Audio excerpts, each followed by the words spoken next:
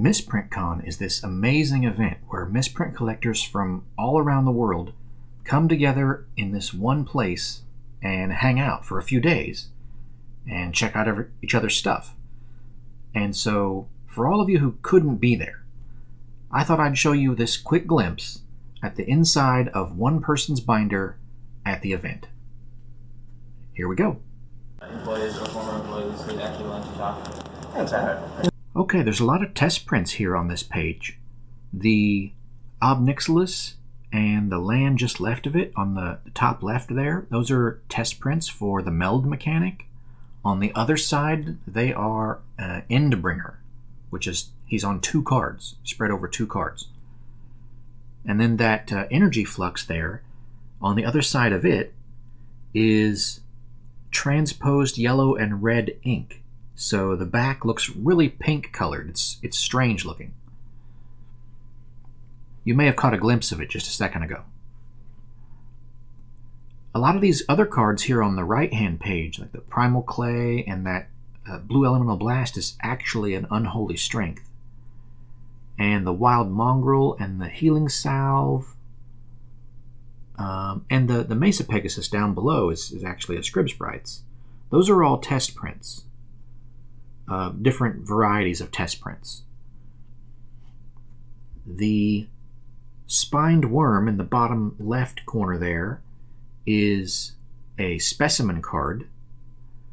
The Thallid in the bottom right is a Wyvern-backed card. That's a different card game where the different card game was printed and the magic fronts were accidentally printed on the backs with the other card. The Goblin Brigand there in the center on the right is a Harry Potter backed card, which is the same situation. It's a different card game printed on the back. And the card in the top right, that Ishin Shade, that is a Homelands Make Ready. It is Ishin Shade on the front and the back. One side is upside down relative to the other side. I like the nod.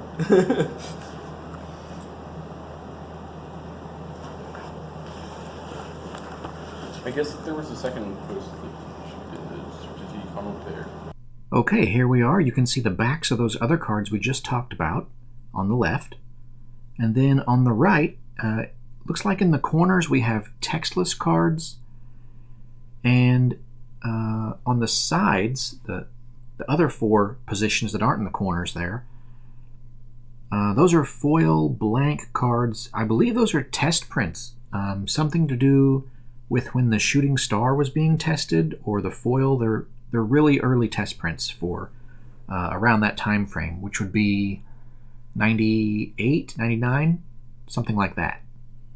And then that card in the center there is actually a revised Serendib Ifrit, but it has this awesome altar that painted the correct artwork onto the card, even though it has the wrong colored green border. Just amazing quality on that altar. It looks so much like the original art. It's just a wonderful card. No, I asked him. I want to get one of these. I need a playable one for my deck. I passed. Okay, on this page, we have the Elvish Scout and that card above it, Farrell's Zealot, I think. I think those 2 cards came from me, actually. They're the miscut connectors there. And they might just barely show cards in the top left corner. Then we have some other factory cuts. The top card and the center card are both factory cut, showing 4 different cards, which is pretty rare. The top right card looks like that's also a miscut. And the bottom row and that one on the right there, the Innistrad cards, those have inverted backs on top of being miscut, which is very interesting. Making an offer for the that he won. I kind of wanted that. On this page is a lot of double printed cards. As you can see, the top row there has some fronts and backs printed together. and the center row has fronts and fronts printed together. That center card there is a make ready. It has unlimited rare on the back, an unlimited common, which is a swamp, here on the front, and an uncommon from Antiquities, which is Ashnod's Transmogrant, it looks like. It's also miscut on this side. You can see there's a little bit of some other cards there at the top, and it has 4 square corners. Pretty amazing card, really. The bottom center card is what we call a wall folk, and it is double printed. It's a merfolk and a wall that are printed on top of each other. So the card type line says summon wall folk. The folk is a little hard to make out. I'm not sure if that one came from me or not. I gifted one of those to someone, and they eventually, years later, they sold it. And it might be that one, or it might be a different one. I'm not sure exactly. There's a few of them out there, though. He has it on eBay. Did he list it on eBay? He said it was sold. Oh, it might have. Yeah. I want one of these too. On this page, we have a lot of albino cards. Something interesting about albinos is they're pretty much all commons. On the bottom row, we have albino-backed cards, and I believe those are Homelands cards. We'll be able to see in a minute when we turn the page. Again, like, super surprised that he decided to list them the way that he did. I am always kind of surprised at how he does things. Okay, here we are on the next page.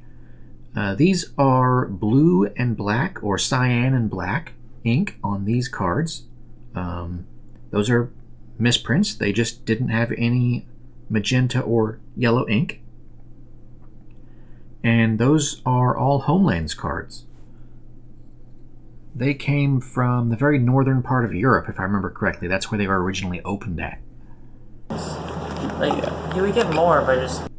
Okay, this page on the right has a lot of ink errors.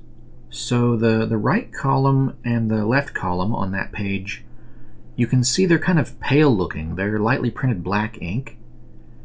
And then the center column is the opposite. They're very dark printed, too much black ink. They might have too much of other colors also. And that center one, which looks all the way black, that is actually a card back. It's just extremely dark. Putting them in the group. I don't think he cares. I mean, I know he... And this page on the right has a lot of miscut cards, strange miscuts, pretty severe ones. And the center row there has cards that have blue ink, which is cyan ink, and black ink. And that's it for this video.